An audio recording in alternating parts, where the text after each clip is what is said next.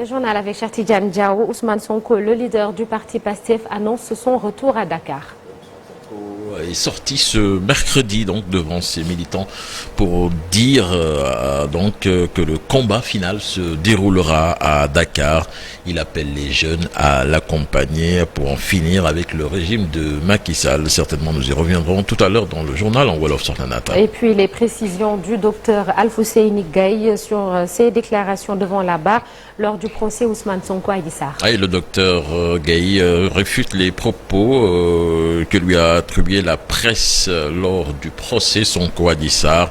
Il soutient n'avoir jamais confirmé la présence de spermatozoïdes dans les prélèvements d'Adji Sarr. Dans un communiqué qui nous est parvenu, le gynécologue a demandé aux médias de ne pas déformer ses propos ou d'extrapoler sur leur signification. Les députés convoqués en séance plénière ce jeudi à partir de 16h, l'ordre du jour porte sur des questions d'actualité au gouvernement. Parlons de toute autre chose à présent. Plus jamais d'incendie dans les services hospitaliers causés par des défauts de maintenance. Tel est l'objectif recherché avec l'acquisition donc d'un laboratoire de simulation et du mesure par la GEM. Un laboratoire unique dans la sous-région présentée donc lors d'un atelier du réseau des hôpitaux d'Afrique et de l'océan Indien. Pour en savoir plus, suivons ce sujet signé à Mamadou Fall avec des images de Amadouba.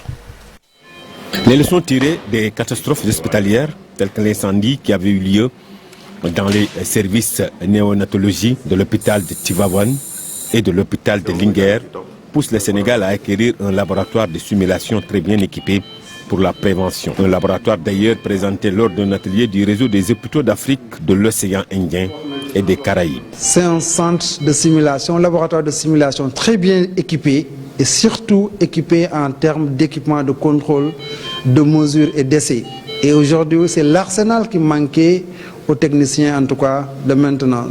C'est des équipements de contrôle, de mesure et d'essai qui vous permettent de contrôler l'équipement avant toute intervention sur la maintenance, mais également de vérifier les paramètres initiaux après votre intervention sur l'appareil. Ça nous paraît important. Ce sont des équipements qui nous permettent de contrôler l'environnement des hôpitaux, la sécurité électrique, l'humidité, tout cet environnement qui a un impact sur l'équipement et forcément sur le malade, on peut les régler. La néonatologie, tous ces équipements de néonat peuvent être toujours calibrés, contrôlés, avant en tout cas de mettre en œuvre dans ce truc. La cherté des équipements de contrôle et de mesure fait que seul le Sénégal a pour le moment ce laboratoire dans toute la sous-région. Les équipements de contrôle, de mesure et d'essai coûtent excessivement cher. C'est pourquoi vous ne pouvez pas les voir dans beaucoup de pays ou dans beaucoup de sites. Ça coûte excessivement cher. Mais le ministère, l'investissement a été en tout cas par le ministère de la Santé et de l'Action sociale, avec l'apport des partenaires techniques et financiers qui nous appuient dans le domaine de la maintenance. Parce que tout le monde sait que s'il n'y a pas une maintenance, on n'a pas un bon diagnostic. Et qui n'a pas un bon diagnostic, il n'y a pas un bon traitement. Un atelier de formation des techniciens biomédicaux démarré ce 23 mai à Dakar avec la participation de 10 pays pour un total de 20 techniciens. L'objectif, lutter efficacement contre les incidents hospitaliers. L'actualité des sports à présent, l'AS Douane en finale de la Basketball Africa League. Bourreau du Petro Atlético de Luanda, l'AS Douane donc va jouer sa première finale de la Basketball Africa League. Les Gablous ont su tirer leur épingle du jeu devant les Angolais en demi-finale hier à Kigali, en match très disputé. Résumé signé Chersali Boudiara. Le rêve continue pour l'AS Douane à la Basketball Africa League. Le club sénégalais est en finale de la 3e édition de cette compétition. Une qualification au terme d'une demi-finale face à Petro Luanda, maîtrisée de bout en bout. L'AS Douane entre tambour battant dans la rencontre sous l'impulsion de son duo d'arrière, Chris Crawford, Jean-Jacques Boissy. Alternant pression défensive et adresse longue distance, les Sénégalais arrivent même en avance de 11 points au cours du deuxième quart-temps. Les Gablous mènent de 4 points à la pause, une avance qui remonte à 15 points durant le troisième quart-temps. C'est pourtant le moment choisi par les Angolais pour sonner la révolte. Ils parviennent à revenir à 2 points grâce à Majok et Pedro. Toutefois, Pedro Luanda ne va jamais revenir au score pour passer devant. Jean-Jacques Boissy va porter l'estocade avec 2 gros tirs à 3 points qui douchent les espoirs des Angolais. L'AS Douane s'impose finalement 92 à 86. Elle accède à sa première finale à la Basketball Africa League. Une première pour un club sénégalais. Reste maintenant à rentrer un peu plus dans l'histoire en soulevant le trophée, soit devant Al Ahly ou le Stade malien lors de la finale samedi prochain. Bravo à l'AS Douane. Et puis Nata pour terminer, Cannes U.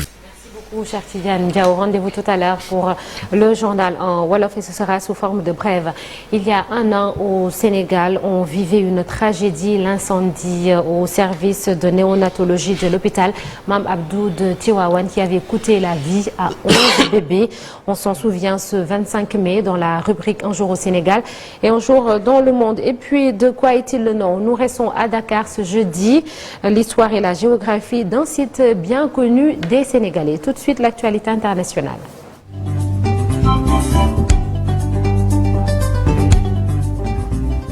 L'actualité hors de nos frontières avec Marcel Farba-Maroun. Au Soudan, toujours pas de couloir humanitaire au 2e jour de la trêve. L'acheminement Sornonata de l'aide humanitaire au Soudan en guerre est toujours impossible, en tout cas jusqu'à hier, mercredi 24 mai, au 2e jour donc de la trêve entre militaires et paramilitaires. Mais les médiateurs saoudiens et américains continuent à œuvrer pour mettre en place des couloirs sécurisés.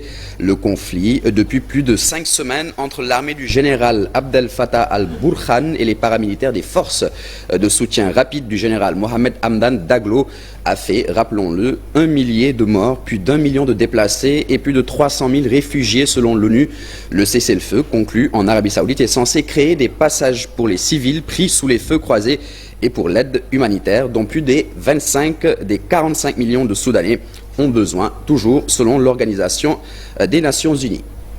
6 personnes sont mortes dans des inondations dans le centre de l'Afghanistan et plus d'une centaine de maisons ont été détruites, a-t-on appris ce mercredi 24 mai auprès des autorités locales.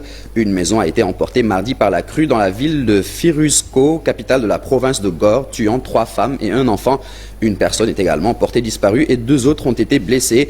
Et dans le district de Pazaband, situé dans la même province, une femme et un homme ont aussi été emportés par les flots et retrouvés morts, tandis qu'une personne est toujours portée disparue. Ces inondations se produisent alors que l'Afghanistan est déjà en proie à l'une des pires crises humanitaires de la planète. Quelques 22,8 millions de personnes, plus de la moitié de la population, sont confrontées à une insécurité alimentaire aiguë et 3 millions d'enfants risquent de souffrir de malnutrition.